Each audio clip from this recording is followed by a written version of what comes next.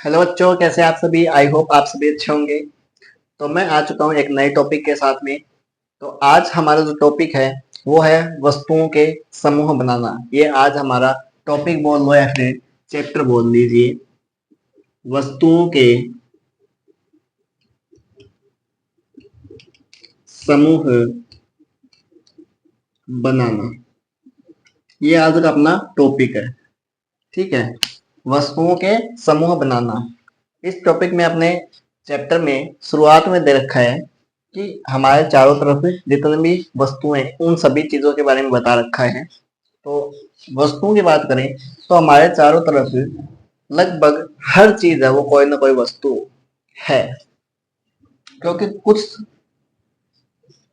कुछ नहीं बल्कि सभी, लगभग सभी चीजें क्या होती है, किसी न किसी चीज से या किसी न किसी पदार्थ से मिलकर बनी होती है। ठीक है, और वे सभी किस में आती हैं, वस्तुओं में आती है। चाहे वो पेड़ पौधे होते हो, चाहे वो टेबल कुर्सी हो, ठीक है, चाहे वो आपकी किताबें हो, आपके पहनने के कपड़े हो, आपका खान पान हो। ठीक है, वो सभी किस में आती हैं, वस्तुओं के अंतर्गत आती हैं। अब देखिए, इस चैप्टर में अपन कुछ चीजों के बारे में बात करने वाले हैं, जैसे कि पदार्थ के बारे में। ठीक है, पदार्थ के गुणों के बारे में। फिर बात करेंगे कठोरता के बारे में। ठीक है, और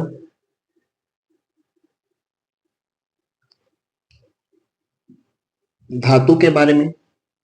फिर पारदर्शिता के बारे में, और विलयता के बारे में, या फिर बोल सकते हैं अपन विलय या अविलय पदार्थों के बारे में।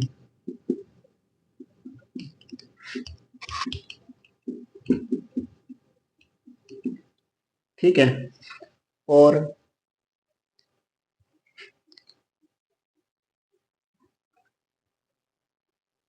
तो देखिए, पदार्थ की बात करते हैं तो पदार्थ है वे चीजें होती हैं या फिर वे वस्तुएं होती हैं, पदार्थ जिनका कोई फिक्स द्रव्यमान हो, जिनमें क्या पाया जाता हो, कोई द्रव्यमान हो। या फिर यूं बोल लीजिए कि जो वस्तुएं कोई स्थान घेरती हो। ठीक है, द्रव्यमान का पाया जाना का मतलब उसका कोई ना कोई आकार होगा। ठीक है, या फिर उसका कोई ना कोई ऐसे चीज होगी, या फिर ऐसा बोल सकते हैं अपन कि कोई ना कोई स्थान जरूर घेरता होगा। ठीक है, वो किस में आता है, पदार्थ में आएगा। अब देखिए, एक एक करके अपने बात करते हैं।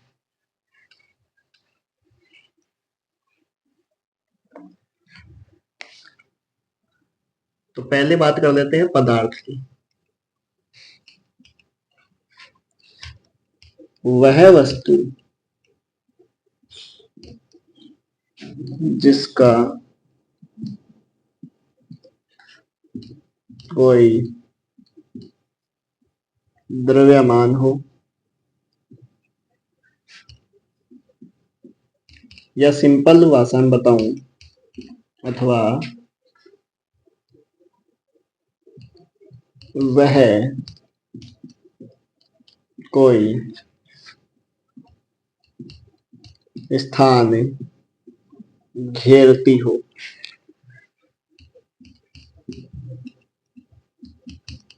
पदार्थ कहलाता है। ठीक है, सिंपल सी चीज है कि जिस वस्तु का कोई ना कोई द्रव्यमान हो, जिस वस्तु में कोई ना कोई मास पाया जाता हो। ठीक है, या फिर कोई स्थान घेरती हो वो चीज, वो किस में आएगा, पदार्थ में आएगा। अब वो चाहे उसका आकार कोई भी हो सकता है, चाहे द्रव्य हो, चाहे गैस हो, चाहे कठोर या सॉलिड फॉर्म में हो। ठीक है, कोई भी आकार हो या फिर कोई भी उसका द्रव्यमान हो, वो किस में आएगा, पदार्थ में आता है। ठीक है, पदार्थ के दो प्रकार के गुण पाए जाते हैं, एक तो उसमें रासायनिक गुण होता है, एक भौतिक गुण होता है। ठीक है, अब पहले ये लिख लीजिए, उसके बाद में आगे अपन बढ़ते हैं।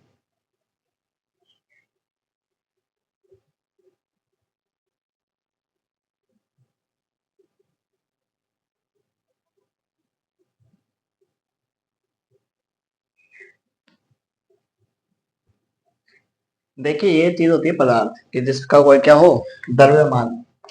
अब देखिए नेक्स्ट बात करते हैं धातु पर। धातु भी एक प्रकार का क्या है, पदार्थ।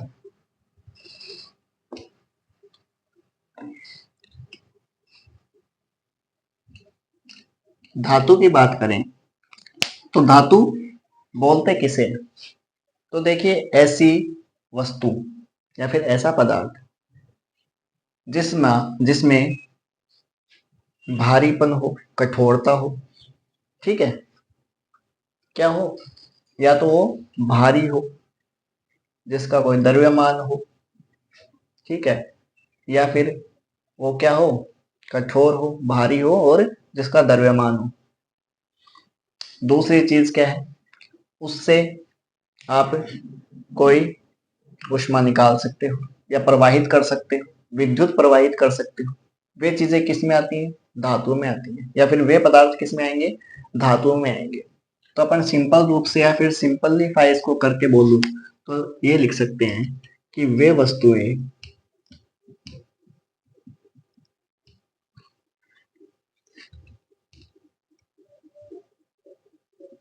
जिनमें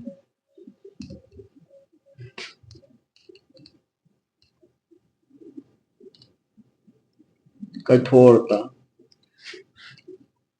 द्रव्यमान एवं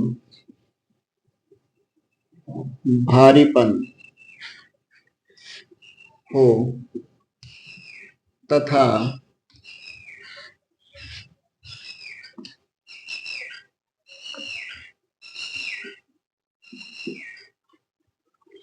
जिनसे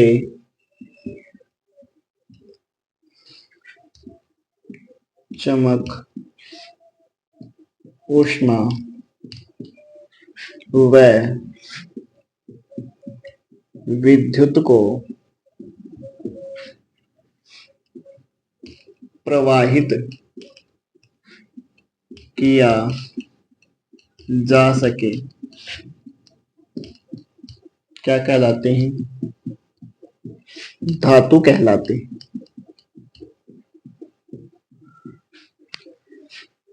जैसे कि एग्जाम्पल के लिए बोल दें तो लोहा,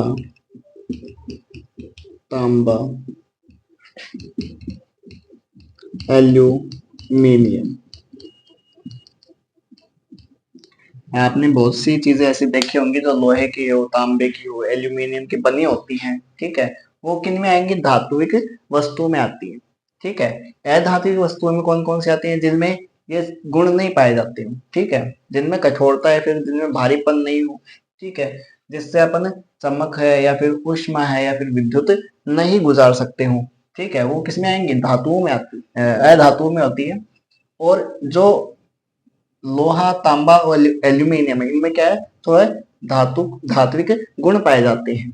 उनमें क्या नहीं पाए जाएंगे, धात्विक गुण नहीं पाए जाएंगे। उदाहरण के लिए बोल सकते हैं अपने प्लास्टिक हो गया, ठीक है, ठीक है, उदाहरण के लिए क्या बोल सकते हैं, प्लास्टिक हो गया, क्योंकि प्लास्टिक क्या है, एक धातु है, उसमें क्या नहीं पाया जाता है, एक धात्विक गुण नहीं पाया जाता, ठीक है। ये लिख सकते हैं आप एक बार, इसके बारे में आगे बात करते हैं।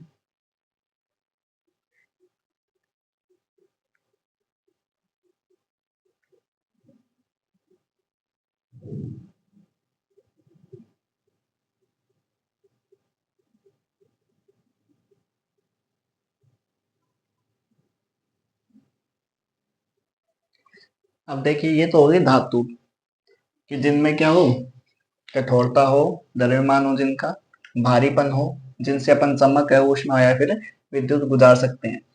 तो ऐसी वस्तुएं क्या होती हैं, धातुओं में आती हैं। और आपको भी पता है कि धातु की बहुत सी वस्तुएं होती हैं।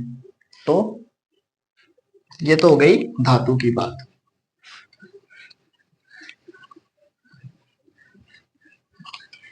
अब नेक्स्ट अपन पॉइंट लेते हैं अपना कठोरता।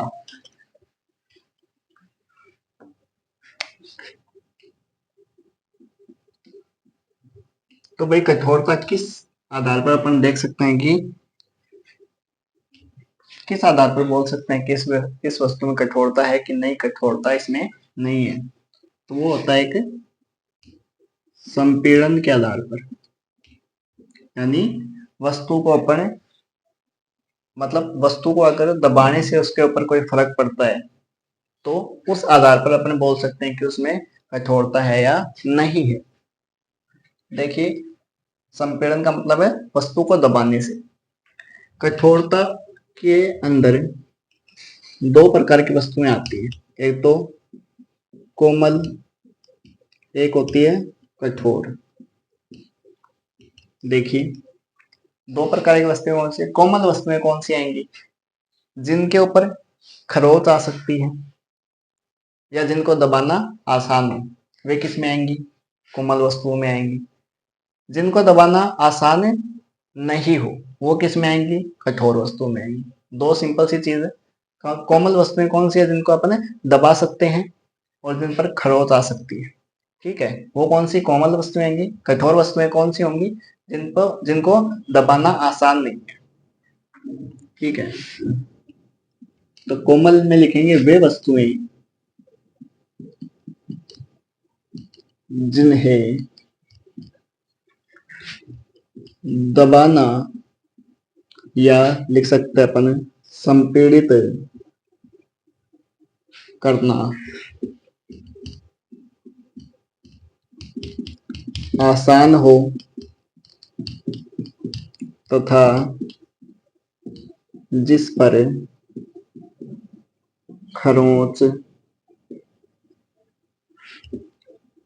आ सकती हो। कौन सी वस्तुएं होंगी? वो कोमल वस्तुएं होंगी। इसका ठीक उल्टा कौन सी होंगी? कठोर वस्तुएं। तो वे लिखेंगे वे वस्तुएं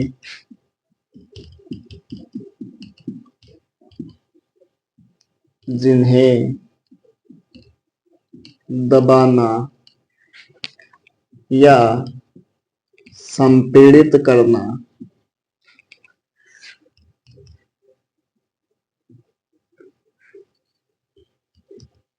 नहीं किया जा सकता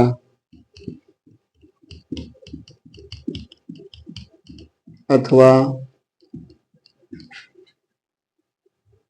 संपीड़ित करना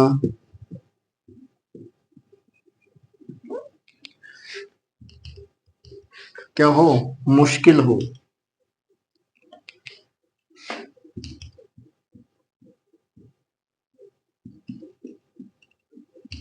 वो किस में आती हैं? कठोर वस्तुओं में आती है, ठीक है। तो कठोरता अपन किस आधार पर डालते हैं? संपीड़न के आधार पर, ठीक है, ये लिख लीजिए।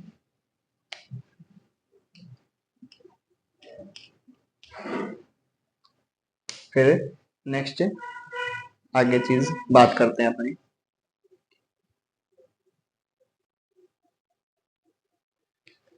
देखिए, हो गई कठोरता, पदार्थ की कठोरता। फिर अपन देखते हैं इसके बाद में विलय और अविलय, या फिर विलयता या फिर अविलयता।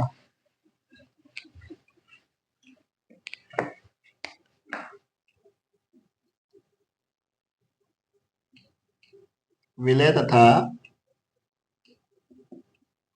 अविलय ऐसे पदार्थ जो घुलनशील हो या फिर ना हो। तो देखिए, दो चीजें इसमें, एक तो विलय, एक है अविलय।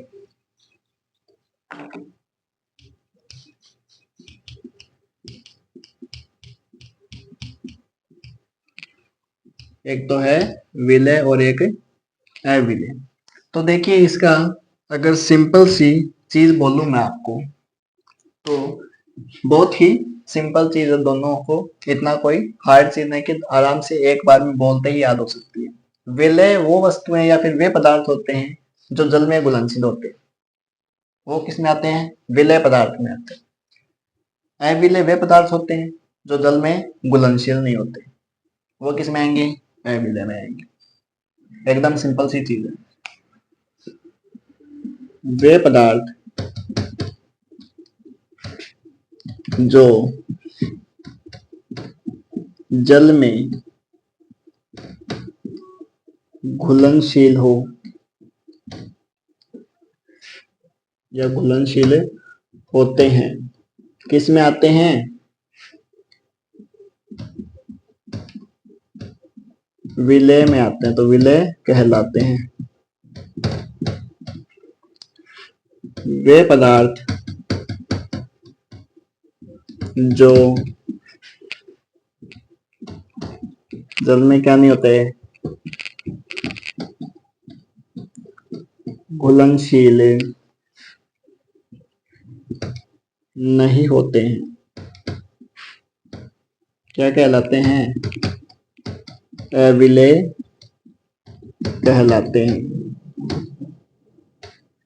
ठीक है, लिख लीजिए।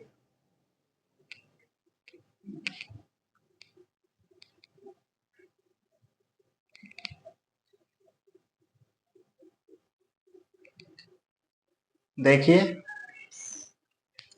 विलेय और अविलेय। देखिए विलेय पदार्थ जो कि जल में घुलनशील होते हैं, उदाहरण के लिए बोल सकते हैं अपन नमक हो गया, चीनी हो गई।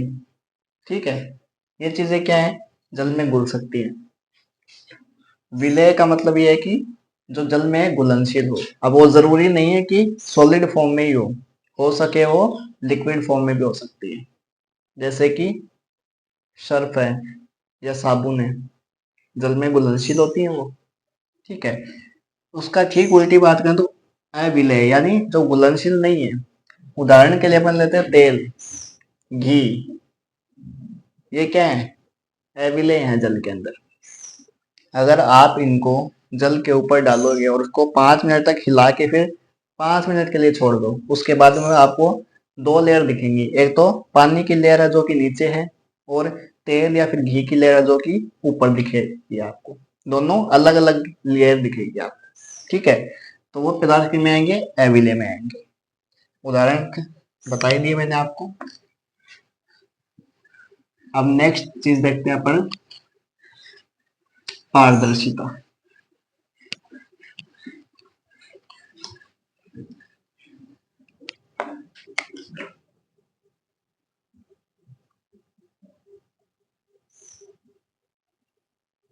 पारदर्शिता के बारे में देखते हैं कि पारदर्शिता होती क्या है। पारदर्शिता यानी किसी चीज को अपन उसके आर पार देख सकते हैं, वो होती है पारदर्शिता।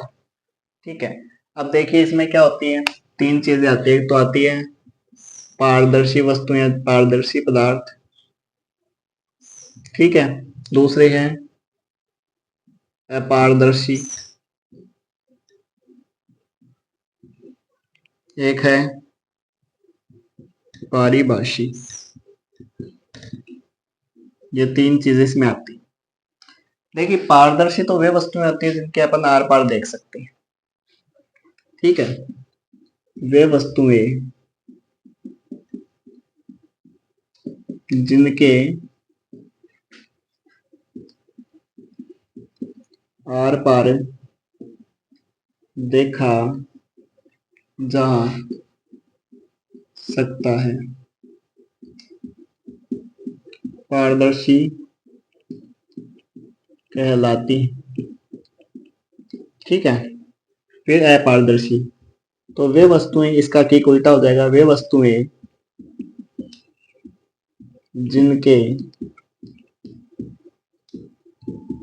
आर पार नहीं देखा जा सकता,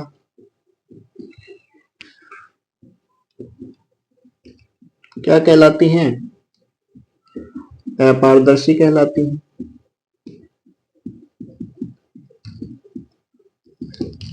फिर तीसरी आती है परिभाषी। परिभाषी कौन सी होती हैं, जिनके आर पार तो देखा जा सकता है परंतु क्या नहीं देखा जा सकता, क्लियर नहीं देखा जा सकता। यानी उसके ये पता चलता है कि उसके पार क्या चीज है, पर आप ये नहीं दे सकते कि अंदाजा नहीं लगा सकते कि आप उसके पार है, तो क्लियर नहीं दिखेगी आपको उसके पार है क्या चीज, एग्जैक्ट क्या चीज है वो नहीं दिखेगी आपको। तो वे वस्तुएं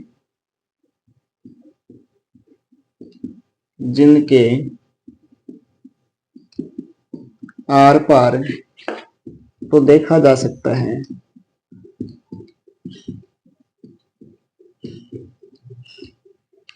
लेकिन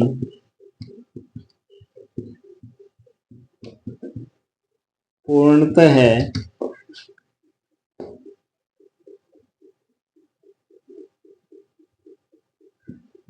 दिखाई नहीं देता, या फिर लिख सकते हैं आप स्पष्ट दिखाई नहीं देता,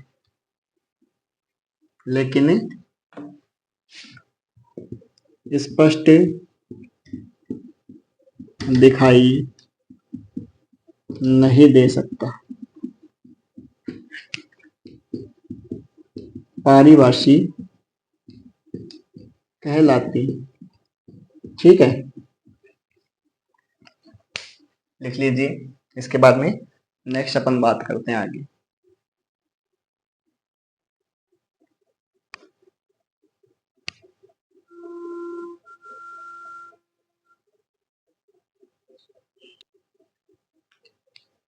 तो देखिए, ये हमने कुछ पदार्थ के गुणों के बारे में बात की। ये क्या चीजें हैं? पदार्थ के गुण हैं।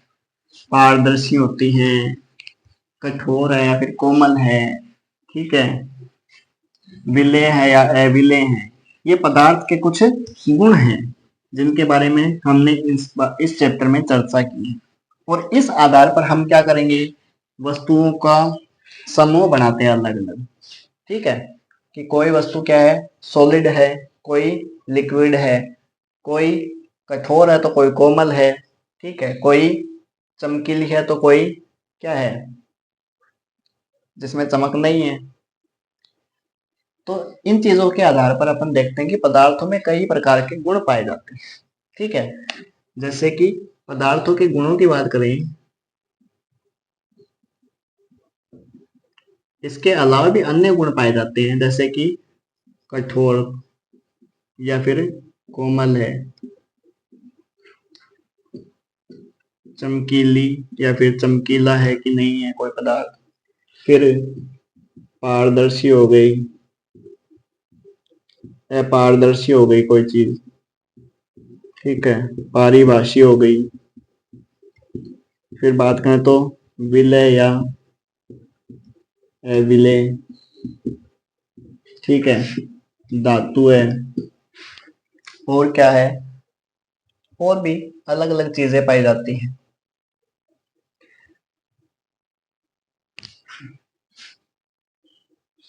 समतल है या फिर खुरदुरा बोल देते हैं, या फिर उसको बोल देते हैं रुक्ष।